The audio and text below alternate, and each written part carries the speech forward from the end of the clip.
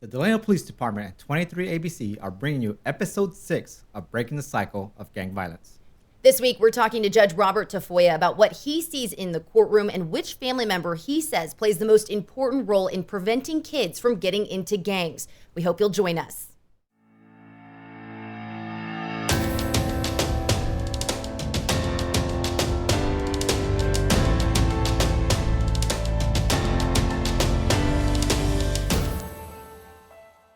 Welcome back to Breaking the Cycle of Gang Violence. This is episode 6. If you have not checked out the first 5 episodes, definitely go do that. They are up and live for you to stream right now. We're going to start today by letting Joe introduce us to our first guest.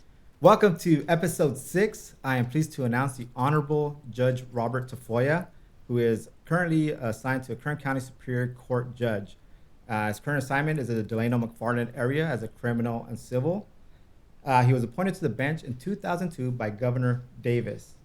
He holds a Bachelor's of Arts degree from Cal State Sacramento, a master's degree in education from USC, and received his Juris Doctorate from Hastings College in 1978. And prior to all this, he maintained a private family law practice. So, Judge, welcome to the show. Thank you for having me. Also a fellow Trojan, so fight on. I'm glad to hear that. We want to start today by just diving right in and kind of talking to us about what you see as a judge when it comes to gang violence.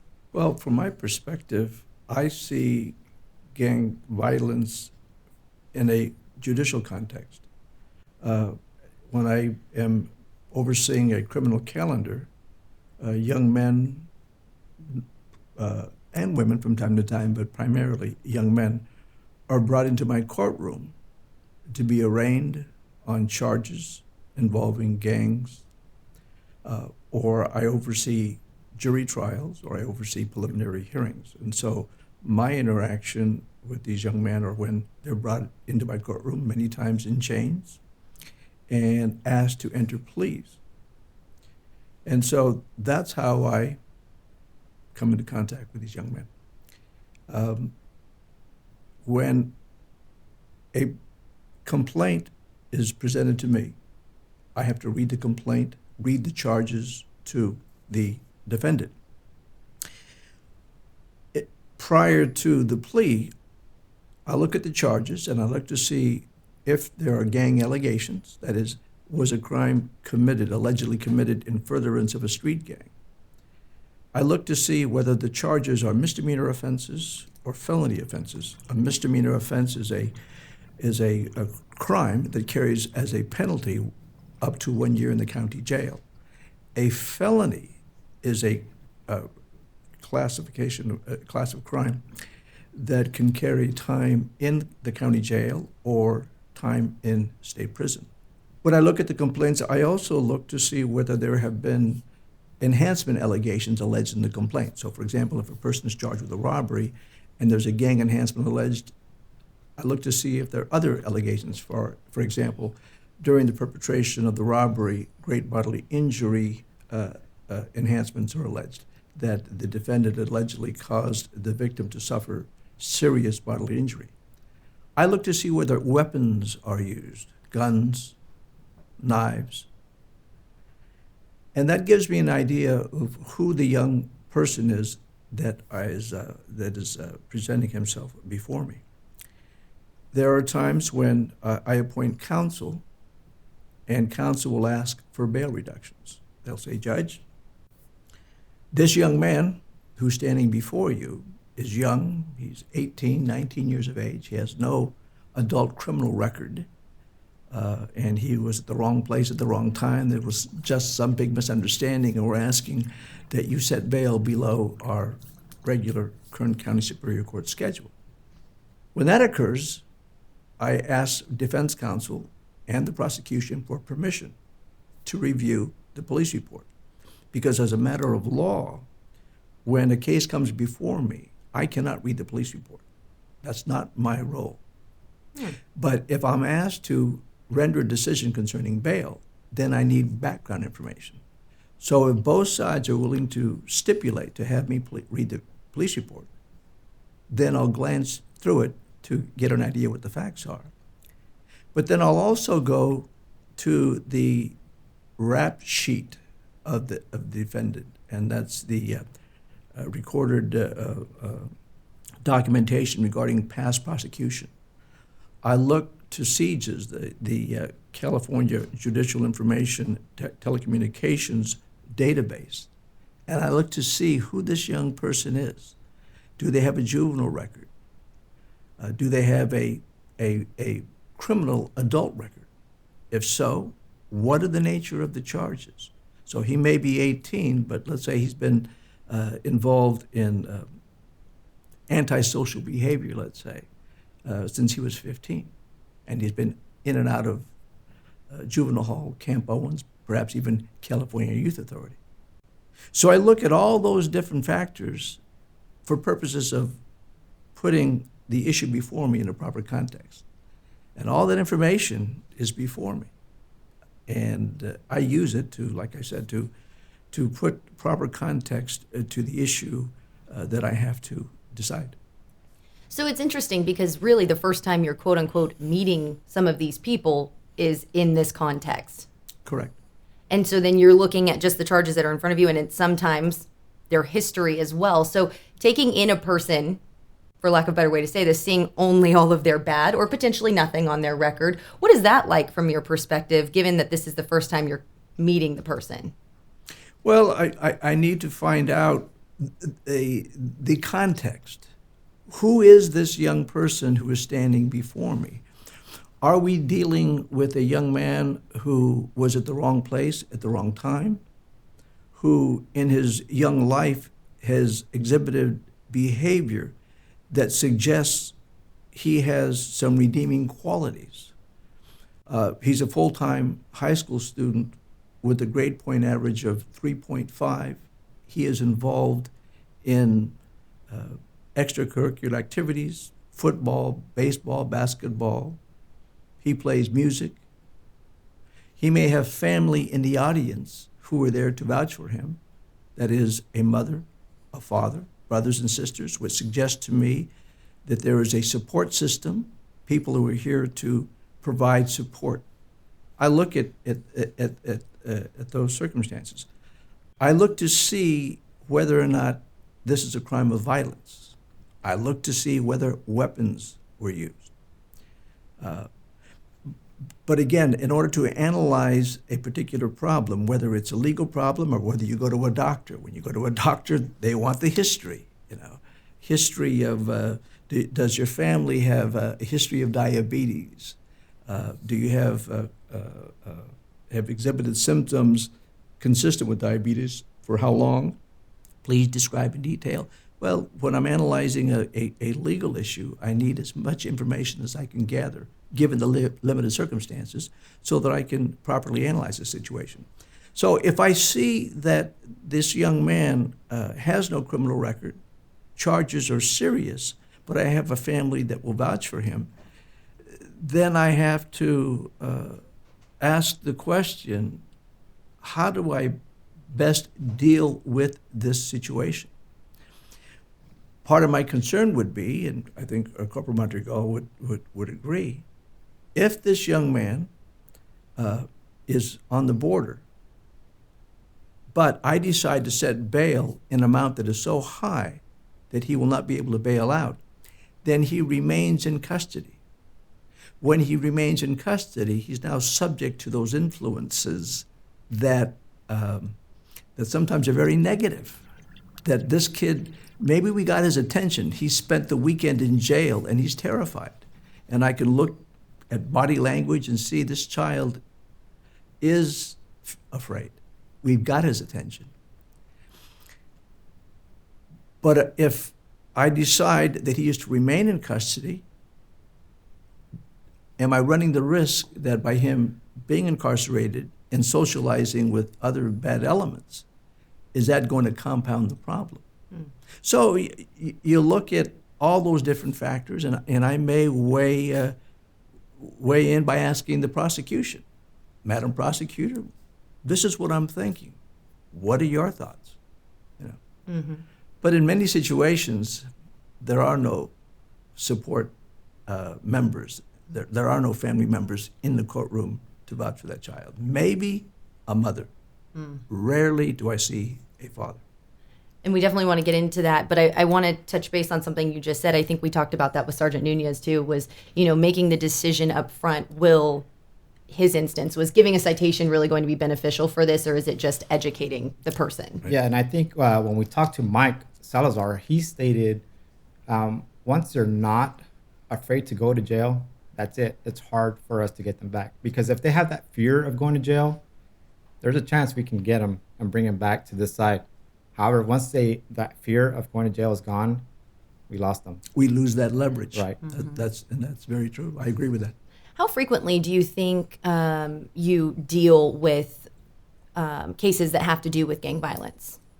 Well, I mean, it depends on the charges. I think that the district attorney's office files maybe 3 to 4 cases a week in Delano, and I arraign them. And in many instances, there is a disposition between the time of the arraignment and the time of the preliminary hearing. There's negotiations, and I'll take the plea, and so I don't get too much into the details. But I would venture to say 3-4 times a week I have to arraign young men who are charged with criminal offenses, misdemeanor, and felonies that involve gang enhancements. Wow. Now, have there been over the years any particular cases that have stood out to you that involved gang violence? I'll give you 2. One involved 3 young men who resided in the city of Arvin. And they stole a vehicle, and they drove the vehicle from the city of Arvin to McFarland, and they parked the stolen vehicle in the fields close to Sherwood Avenue. Then, a few days after they stole the vehicle, they drove the vehicle to the Chevron station, which is located on Sherwood and 99. Maybe 6, 7 o'clock in the morning. 2 of the 3 young men got out of the car. 1 was armed with a firearm. They went into this market, and they robbed the clerk, and there happened to be 2 clerks. They robbed the clerks of, I think, $80 in cash and $200 worth of these lotto scratchers. They then returned to Arvin after the commission of the offense, and being young kids, they're bragging to all their friends, they're sharing these scratchers with their friends. Within 72 hours, they are arrested, and they are eventually charged with armed robbery. And they're brought before me, and I'm presiding over the preliminary hearing. And during the examination of one of the officers by the prosecution, I noticed that 2 of the 3 defendants began giggling. So I stopped the proceeding and I said, "Young men, do you have any clue as to what is going on?" And then they look up at me and they sort of compose themselves. And I says, "Do you young men realize that your lives are imploding?" They just looked at me as if they were confused. So I said, "Okay, tell you what, we're going to stand in recess." And I brought the prosecution, the Madam Prosecutor, and the defense attorneys into my chambers. And so I turned to Madam Prosecutor and says, "Counsel, what's going on here? Why can't this case resolve?" And she says, "Judge, I offered these gentlemen 9 years in state prison." Now, you need to understand something. These young men commit a robbery, and this is a felony. And the sentencing triad for a felony, I think, is 2, 4, 6 years. This is a first offense. The court will look at the midterm of 4 years. And now we're talking state prison. We're not talking jail, because this is a violent offense as defined by statute.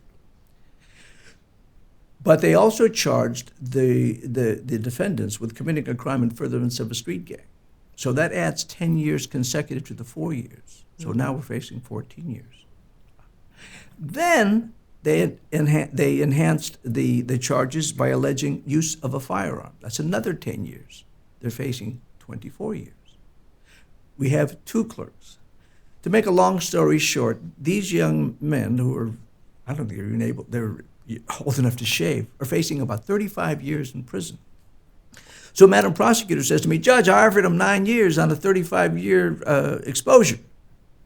So I turned to defense counsel and I said, gentlemen, what gives? And they say, Judge, how in the world can you tell an 18-year-old that 9 years in state prison is a good deal? They don't get it. They have no clue. So they lack the sophistication, they lack the maturity to understand or appreciate the gravity of the situation. Mm-hmm. They may figure it out 10 years down the road, but by that time it's way too late. Right.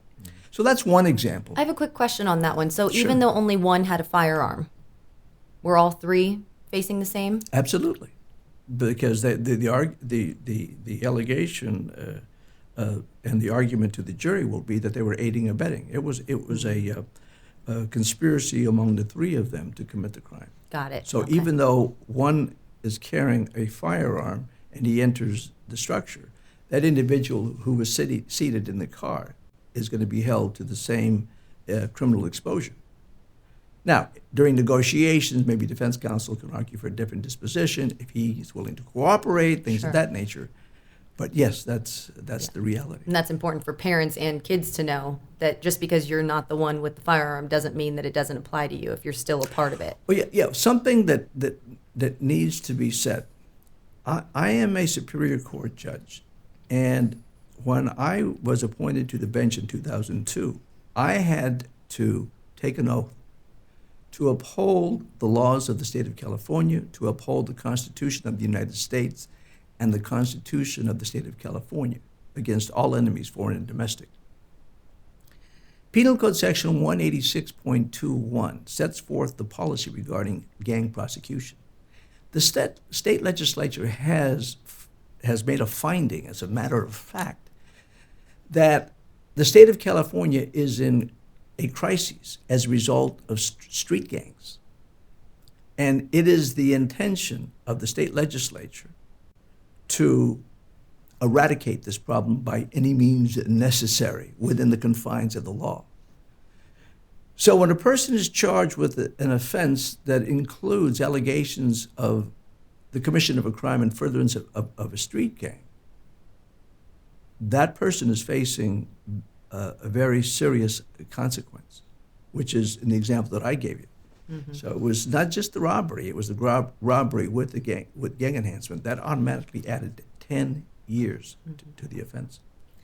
So young folks need to understand.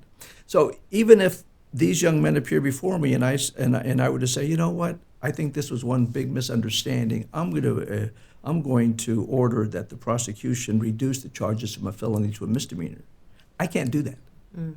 As much as I may feel compassion for these people, for the family, the law is the law, and I will follow the law. And so that is one example that underscores the gravity of gang prosecution. It is for real. And it's important that if a young person chooses to participate in street gangs, it carries consequences, big consequences. Another example, a young boy and his sister and cousin are walking down, I think it's High Street, and the boy has a bicycle. And he's walking down the street going home. A car drives by. Two boys jump out of the car. They walk up to the boy and the two girls, and one grabs the bike, pushes the young boy who was controlling the bicycle, and told him the bike is ours. They opened up the trunk and they put the bike into the trunk, and as they're leaving, they turn to the boy and they say, just remember, Delano Southside. The moment that statement was made, that triggers a gang enhancement. So here you have robbery, taking personal property from the person of another by force, 2, 4, 6 years. So midterm, 4 years, first offense. Then you add 10 years consecutive. So that's 14 years that those two defendants are facing for stealing a bicycle. Wow. In my day, if that would happen, they'd call your dad, dad pulls out the belt, and they handle it that way. Now, it's 14 years state prison. Wow. It's a different world. Yeah. It is a different world, and it's important that young folk appreciate that the law is very clear. If you want to engage in street gangs, participate in street gangs, those choices will carry very serious adverse consequences. Have you dealt with repeat offenders? Do you see people in your courtroom more than once for a different charge, more things that are happening? Oh, yes, all the time. What is that like? What do you mean? What is it like? Is it frustrating for you to feel like you only have so much power's not the right word, but there's only so much you can do from your specific position? Well, right. I'm a judge. I'm not a social worker. That's not my role. Now, I can appreciate the social implications. I can understand and appreciate the harm caused to the family members of that defendant. But if the person chooses to engage in that behavior on a consistent basis, there are going to be consequences. And I judge people by what they do as opposed to what they say. And so if a person chooses to engage in this behavior time and time again, and that person has been given ample opportunity to change, and he or she chooses not to, then they have to accept the consequences. So, no, I don't become frustrated in that sense that I'm angry at this individual. I'm not there to pass moral judgment. This is a court of law. I'm dealing with legal principles, I'm dealing with evidence, I'm dealing with facts. And so, again, if a person appears before me, there's a presumption that he is innocent or that she is innocent. I look to the evidence. And so I'll follow the evidence. That's how it works. And over so many years that you've been a judge, have you seen any patterns or themes emerge when it comes to gang violence and what you see in the courtroom? I just see, well, it's interesting. I see a progression, and it starts with young people. When I have to send a young boy, and to me they're boys, who's just turned 18, to state prison for 10 years, the question I always ask is, where was the father? Where was the father that brought this child into the world? Now, I also handle what we call our Division C calendar. And the Division C calendar involves defendants who committed crimes inside of the state prisons. Kern Valley State Prison, North Kern State Prison, Tehachapi, Corcoran, San Quentin.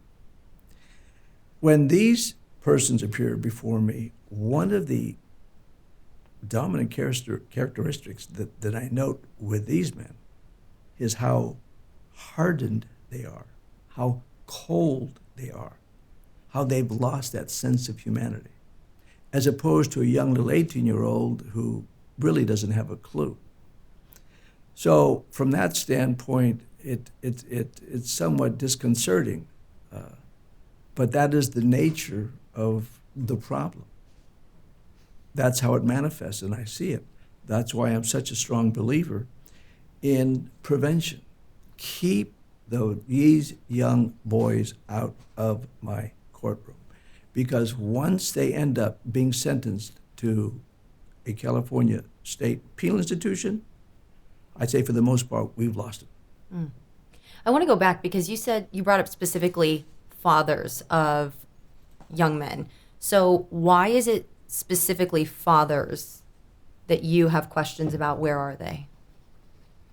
Let me answer it this way. If you have a father at home on a full-time basis who interacts daily with his sons and daughters, the chances of that young boy committing a crime of violence are very small, just looking at the numbers. A young boy who's brought into the world without a father, without guidance, that's where the risk of gang participation takes place. The role of the father is critical. Fathers are responsible for three things. One, they must provide for their families. We work, we get a paycheck, we take the paycheck home, perhaps give it to the missus, we make sure the rent is paid, there's food on the table, the children are clothed, that the basics are met. That's what fathers do. Number two, fathers are also responsible for protecting the family. They provide guidance to the family. If they see people dealing drugs out in the front yard, they call the police. They talk to the children. They run the kids off. They provide protection. And three, fathers are responsible for transmitting culture. Fathers are the gatekeepers that introduce the boys to the community of men. That's what fathers are supposed to do. They are the ones who teach the boys how to interact with society. For example, if a boy comes into my courtroom with his father, and I notice that the boy's shirt is tucked in, that tells me father's in control. If a young person comes into my courtroom, shirt untucked, pants down below their hips, no father around, from that I infer a lack of a father's presence. But fathers are critical to providing guidance. If you remember Mike Salazar's episode 1, he said, I didn't have a role model. I didn't have someone whose behavior I could emulate. I didn't know. And the problem is that when a young boy does not have a father to guide him, to nurture him, to teach him, two things can happen. One, the child is angry. There's rage, and that rage will be directed towards the mother or towards women, or that young boy will manifest his masculinity, his manhood, in an aggressive fashion. I'm going to be tougher. I'm not going to cry. I'm going to beat up people. I'm going to gain respect through violence. And it's a hyper-masculine type trait that is misguided and unhealthy. Understand, when children are born, they bond with their mothers. And as is the case, when boys reach the age of 12, 13, they have to break away because they begin to think abstractly at the subconscious level that, hey, someday I'm going to grow up and have my own family, my own house, my own job, my own career. So once that realization is manifested, they begin to break away. And so they need to break away from the mother and join the community of men. The father has to be there. The father has to be there to provide that guidance. And when the father is not there, there are problems. But not only for the boys, but also for the girls. Mm-hmm. It is the father who teaches the little girls romantic love, not the mother. And it's the little girls who are desperate for the love and the affection, the reaffirmation from their fathers. So when a father is absent from a little girl's life, the little girl turns to herself and says, "What's wrong with me? I'm not pretty enough. I'm not smart enough that my own father will have no contact with me." So when they reach the age of puberty, 14, 15 years of age, and some little boy comes along and says, "You're beautiful, I love you." I mean, they just, it reverberates with these little girls. And then the little boy says, "And if you love me, you're going to show me you love me. Take your clothes off." And then they're in my courtroom in family law on paternity actions. Fathers need to be there for both the boys and the girls to help them make that transition from infancy and into adolescence. And it's the father that transmits culture. We do know that there are, though, a lot of single mothers who do raise great young men. So what do you think is done differently in those circumstances? Maybe the father's passed or the father just hasn't been a part of their life. How is it that those women are able to raise great young men? Well, again, I need more evidence. I mean, every situation requires an independent analysis. I can't give you a general statement. This is how it works. I admire those women for doing what they've done, but I'm not in a position to say this is why it happens. Every situation is it is different, and so I'm not in a position to tell you why they're successful. I admire those women for raising boys by themselves, but there are other forces at play. Like, for example, using Mike Salazar. He was raised by a mother, but again, as he indicated, the draw of the streets are quite strong. And so when he was 12 and 13, he began to experiment. He said first with glue, and then with marijuana, and then with alcohol, and then with all kinds of pills that, whatever they were, he was taking them, and then methamphetamine, and then heroin. And was there anybody in his life to check him, to challenge him, to work with him, to guide him? No. In another situation, you may have uncles who are present, other positive role models, next door neighbors, coaches like Sergeant Mario Nunez, who's taken an interest in this young man and say, you know what, come on, son, come on with me, I'm going to take you to a Dodger game. Son, I'm going to take you to a different life. So every circumstance requires their own independent analysis, and there is no one simplistic answer that will answer that question. I also want to turn to, we talked to Sergeant Nunez about this as well, but dealing with things that are so violent, really, and reading reports at certain times and hearing the stories and things like that. How do you deal with that on a human level? Are you able to separate that, or how do you process it when you go home at night? I'm a judge. It's not my place to take things personally. My job is to look at the evidence, whatever that evidence may be, look at the facts, and render a reasoned decision. It's not my place to be judgmental. Is it sad what I see sometimes? Sure.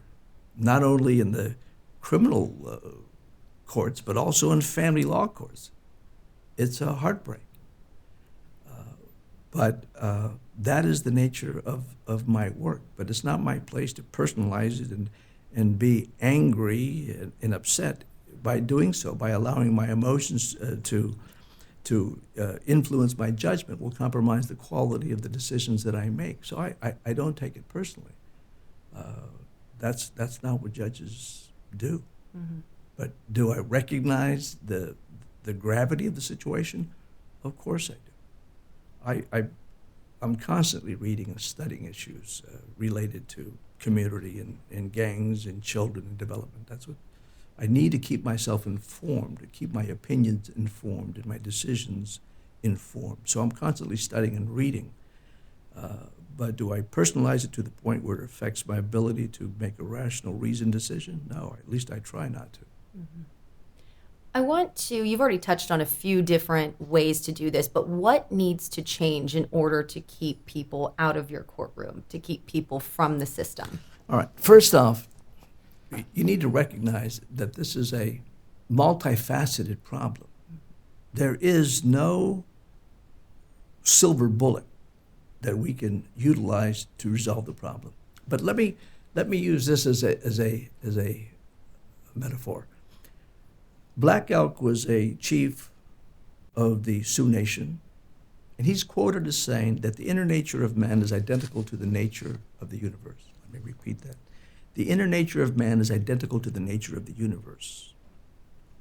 That we humans have certain characteristics.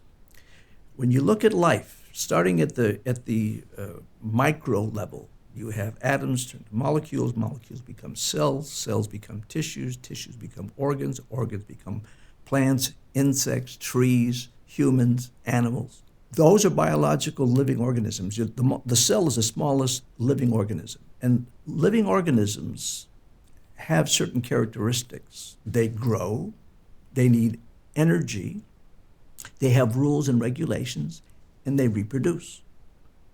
So that's all of us. That's a description of the biological world. And we as humans are subject to the rules of biology. But we humans are also social animals. And we operate within a social context.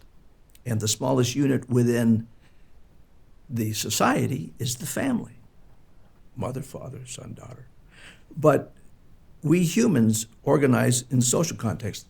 Channel 23 is a social organism. The Delano Police Department is a social organism. The courts are social organisms. Schools are social organisms. Families. So are street gangs. Street gangs have rules. They need energy, money. They grow and they reproduce. So the question is, how do we stop the growth? Well, from a biological standpoint, using COVID-19 as an example, we have biochemists right now who are working to find a protein and enzyme that they can inject into the virus, hoping that that particular protein or enzyme will prevent the molecules that make up the virus from bonding, from coalescing. And if that's successful, the virus won't reproduce. At the street level, where do gangs, where are they created? Where do they form? And one clear-cut example to me is at the middle schools, junior high, elementary schools. How do we know? Talk to Mike Salazar. Look at episode number 1. You talk to the officers. It starts there.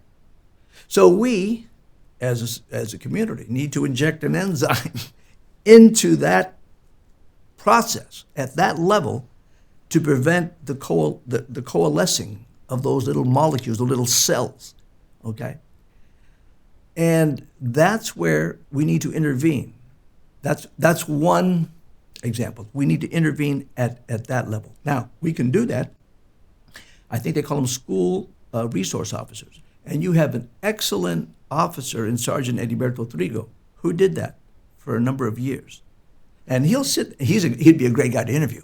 He will tell you exactly how gangs form at that particular level and how they are recruited, the language that is used, the strategies that are used. And he took steps to prevent the bonding of those young men who were trying to create street gangs. So that's where the work needs to be. How do we do that, though? Is it on the schools? Is it on the parents? Is it on the resource officers? No. Using this example, too, there has to be a collaboration between the Delano Police Department and the school districts, because you need the school districts on board.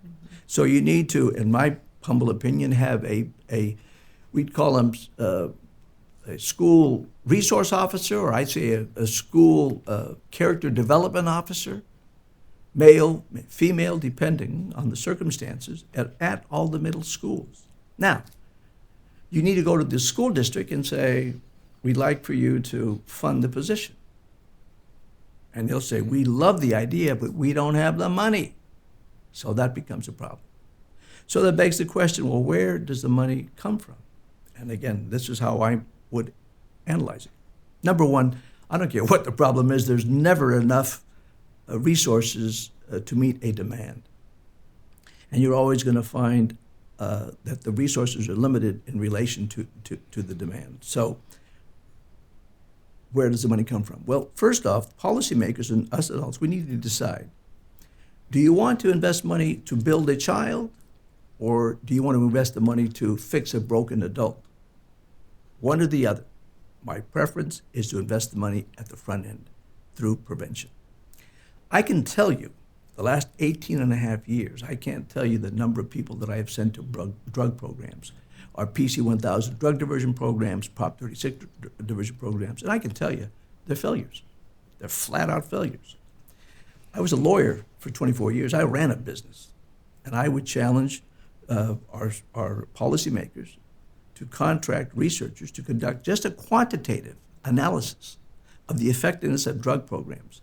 And let's say we define success as being those persons who were enrolled in a program and after 1 year successfully complete the program and are drug-free for 36 months following their graduation. And I would venture to say that we would be lucky if 1 out of 10 succeeded. And that's based on anecdotal evidence, based on what I see. Mm-hmm. But we can document that. That's pretty easy to do, to quantify it. And if my assessment is correct, then that begs the question, perhaps maybe we should use that money for drug programs and reinvest that at the front end to finance school resource officers. Remember Mike Salazar, episode number 1. He told us, I was a criminal. And I committed all kinds of crime, I think starting from the malicious mischief to robbing a cab driver. He ended up going to California Youth Authority and State Prison, became a heroin addict. And it wasn't until these two women came to visit him when he was in ADSEG, and they said, Jesus loves you, and Jesus sent us to reach you. It was at that point, and only at that point, that he decided, that's it, I want a different life. And I've come to the conclusion that a person is not going to beat the addiction until he or she says, that's it. I don't want this anymore. And until that occurs, then they'll go through this illusion. And it is an illusion in the sense that we as a society think, okay, we're going to release these young men from prison as for low offender crimes. And we're going to send them to drug programs. And as long as they complete the drug program, we've solved the problem. Well, that's an illusion, because it doesn't happen, because they're not completing the programs. And to me, it's not a nonviolent offense, because those men who come into my courtroom with 5, 6, 7, 8 pending drug cases for possession of methamphetamine also happen to be fathers. And they happen to have boys and girls who they're not raising, they're not supporting. Those children are living in poverty because this person has chosen or is addicted to drugs. So what I'm saying is, given the fact that the resources are always limited, there's never sufficient resource to meet the demand, my position is we invest at the front end and we reallocate those funds for prevention for things like school officers, boys and girls clubs like Yolanda Chacon talked about the cultural centers, about providing opportunities for children so to expose them while in their formative years so that they perhaps can make a choice that they want something different, because now they see, I was a mentor for many years, and I remember bringing boys from East Bakersfield into my home. They'd never been to Southwest Bakersfield, let alone sitting down at my kitchen table with my wife and my children, eating dinner. That was a totally foreign experience to them. They'd never had something as simple as that. I remember taking kids to Los Angeles, and I remember these are teenagers, and as we were going over the Grapevine and they saw Pyramid Lake, they asked if that was the Pacific Ocean. These are teenagers. Wow. They'd never left East Bakersfield. So when I ended up taking them to Santa Monica and to the promenade and to the beach, the expression on their face was, spoke volumes about, the exposure. We need to take children, show them. I said, look, there is a world out there for you. You're not limited to what you've seen, but this is what you need to do. We need elders working with the youth in prevention programs, plain and simple. Would you agree that education of parents is important too? Because we had Stephanie Fierro's week 3, and whilst her son was coming up and evolving into being a gang member, she missed the signs. She didn't know, okay, he's sagging his pants, but that's just the style. Or now he's drawing graffiti. It's art. Is it important to you for parents to get the education so they know what to look for when their child is coming up? Well, two things. And again, I use Mike Salazar as an example because he made it very clear. Says, yeah, I had a mom at home. Even if she did care, she couldn't stop me. These are boys, okay? And so, yes, it's important that parents see and recognize the signs that indicate that perhaps the boys are involved. But then where does she go? Suppose the boy is 14, 15, 6'2", 190 pounds, all muscle, and the child is aggressive and the child is angry. Well, then what? So mother can identify the characteristics. Then what is she supposed to do? What resources are available to her? And that's where the community comes into play. What do we offer her? And that's why, for example, the notion of the Boys and the Girls Club. That's why Mario Nunez, to me, is a hero for the work that he does. Getting that child says, you know what, son, come on. I'm going to go take you to participate in football. You're going to become a linebacker. And while you're doing that, I'm going to take you to an LA Rams game. And then we're going to take him to the different neighborhoods, and he's going to look around and he can see, yeah, there's another world. Oh, in fact, I've done this, and I drove the kids to UCLA campus, USC campus. And they go, oh, You see all these young people going into pizza parlors with books. And I said, yeah, that's what students do. It's fun. So yeah, parents need to be made aware, but then what do they do with that information? And that's why, again, the whole notion that it takes a village to raise a child, it takes a village to address this issue, because the problem is multifaceted and it manifests in so many different ways. So the example I gave was just the collaboration between school districts and law enforcement. School districts need the money. We go to the policymakers, hey, reallocate the funds. We say, we want every law enforcement agency to have, to use 2%, to open up a Pell program, a police activities league. If they're not willing to do that, then take 2% of the operating budgets, reallocate it for a North Kern recreation district, and we use those funds for programs geared towards youth development, character development, teaching them to play chess, allowing them to go swimming, teaching them the arts, involving them in whatever their interests are. But that's where the resources should be allocated. So it's either at the front end, helping children to become wholesome, well-balanced, loving children, or fixing a broken adult. And the numbers do not support investing that kind of money. And all you do is a quantitative study, and I would venture to say the data will clearly support my position. So what would you say to parents who have children who are at risk of falling into the gang life? Maybe they're starting to notice some of those signs that he was just talking about sagging pants, graffiti, new friends. What would you say to those parents if they're starting to see those signs? Well, I have those young men coming into my courtroom. And they are coming into my courtroom with saggy pants, and I have them pull their pants up. And the kids are 15, 16 years of age, and using my example, 6 foot, 180 pounds. And then I have the mother in my courtroom, who's 5'2". She's a farm worker with 4 other kids at home. And she's working full time and just struggling just to pay the rent and pay the light bill and the water bill. I'm not in a position to chastise her or to criticize her or to tell her this is what you need to do. That's really not my place. So in that situation, what I will do is I'll talk to the child.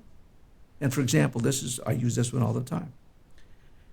I ask the young man, son, you're before me because you're found in possession of marijuana on school grounds, and you've been kicked out of Delano High School, and you have to respond. But let me ask you something before you answer my question as to whether you should plead guilty or not guilty. Who is that person seated next to you? Oh, that's my mother. Do you love your mother? Oh, yeah, she's everything to me. Okay. Well, let me ask you this, ma'am, do you work? Yes. And where do you work? I work in the fields. And what do you do? Well, right now I'm picking grapes. And the money you generate, do you use that to feed this young man? And to clothe this young man? And to put a roof over his head? Yes. Where's his dad? We don't know. We haven't seen dad in 7 years. So I turned to the boy and said, son, let me ask you something. How do you think your mother feels being in this courtroom? Is that how you show love to your mother? By possessing marijuana on campus? I says, let me explain to you something, son. Love is not giving your mother a hug and saying, I love you, or going to Walmart and buying her a gift for Mother's Day, or giving her a gift for Christmas. Love is expressed by the quality of the decisions that you make. And you need to take a step back and say, if you truly love your mother, then you need to demonstrate that in concrete ways and not just by lip service. So I try and reach the boys. Whether it works, it's a different story, because there's so many other forces that play that have been in effect for years that created that particular situation. But for me to chastise mom or to tell mom, this is what you need to do, that's a little presumptuous on my part. And I sympathize with her. But I basically focus on the young men, and I remind them that, boy, son, probably the most important decision you're going to make in your life is to choose what friends you're going to have. Because friends are like elevators. They're going to take you up or they're going to take you down. And using the example that I gave at the outset of this interview about the 3 guys in the car, and the guy who sat in the car, well, guess what? He's also charged with armed robbery, with a gang enhancement and a weapons enhancement is facing 35 years because he chose to associate with these people. So I give those type of examples to the young boys. And then I always ask them, would you like to see yourself 3-4 years from now? So I begin to force them to visualize. Well, I don't know. Well, what do you like doing? Well, I like mechanics. If you like mechanics, then that tells me you have an analytical mind. That tells me that you can look at a particular piece of machinery, take apart the machine, and then put the parts back together. That shows systems analysis. Says, let me ask you something. What's your favorite subject in school? Math. Son, you're a scientist. Says, I don't know if you know that or not, but you have the capabilities to become a mathematician, a science. Do you speak Spanish too? Oh, yes. Holy smokes. You mean you can be a bilingual engineer? Son, do you understand what a bilingual mechanical engineer would make? Easily $125,000, $130,000. And the kids are looking. So I engage in those types of discussions with the young folk, not necessarily the parents. Now, when the parents come before me in a different setting, young mothers single mothers, dad's nowhere to be found, they have 2 kids, and they're facing fines, driving on a suspended license, and they're facing $4,000 in fines because this is the 4th or 5th time. I always ask the question, ma'am, do you have a high school diploma? Well, no. Well, how far did you get? Well, I just had about 20 units to complete my graduation requirements. I said, I'll tell you, here's what we're going to do. I'm going to suspend the payment of the fines. I'm going to continue the matter 6 months. From the bench, I will call the adult school. And I said, you're going to go and we're going to enroll you into the Delano Adult School. And either you pursue a high school diploma or you get your GED. You come back with a high school diploma or a GED, the fines disappear. Okay? So I use my leverage that way to give that person hope. Mm-hmm. Now, I was a businessman, all right? After 120 days, an uncollected accounts receivable is not going to get collected. So they're not going to pay the fine anyhow. I know that. But in their eyes, I take the pressure off them and I bring them hope. And then I tell them, and I'm going to tell you something. If you're getting up at 5 o'clock in the morning to read before you go to school and your children see you and they say, Mom, what are you doing? I say, well, I'm studying to get my high school diploma. The message you're conveying to the children is that education is important.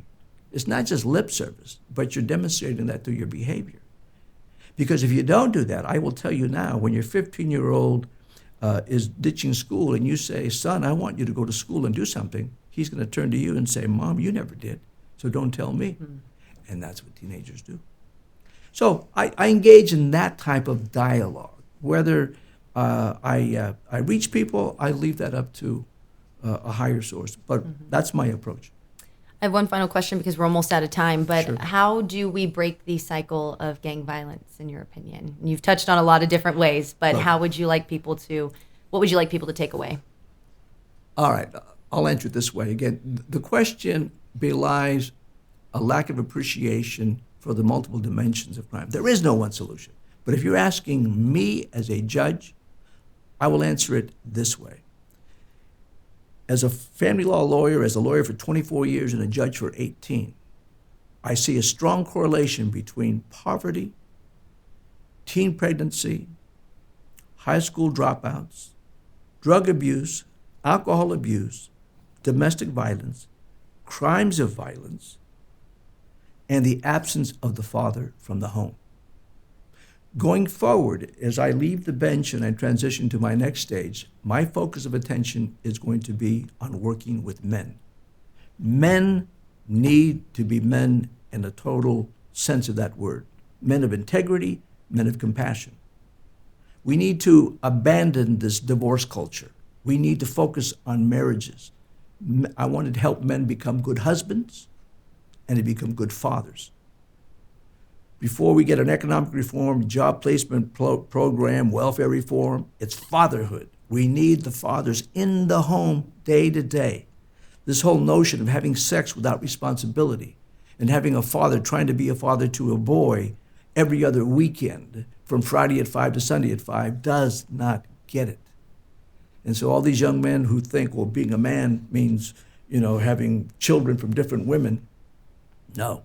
It means being at home, being a good husband, being a good father, fighting the good fight, supporting, putting the family first. That to me is critical. And I'm convinced that if we can have more fathers at home committed to their families, committed to their marriage, then a lot of these problems can be resolved.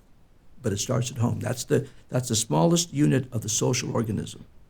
And that's where we have to start, at the social cellular level. That's where it works. That's where it starts. That's my answer in 2 minutes. Perfect. Thank you, Judge. All right. This was episode 6 of Breaking the Cycle of Gang Violence. I'm Corporal Madrigal, joined with host Jessica Harrington and our guest today, Judge Robert Tafoya. We hope to see you next week for episode 7.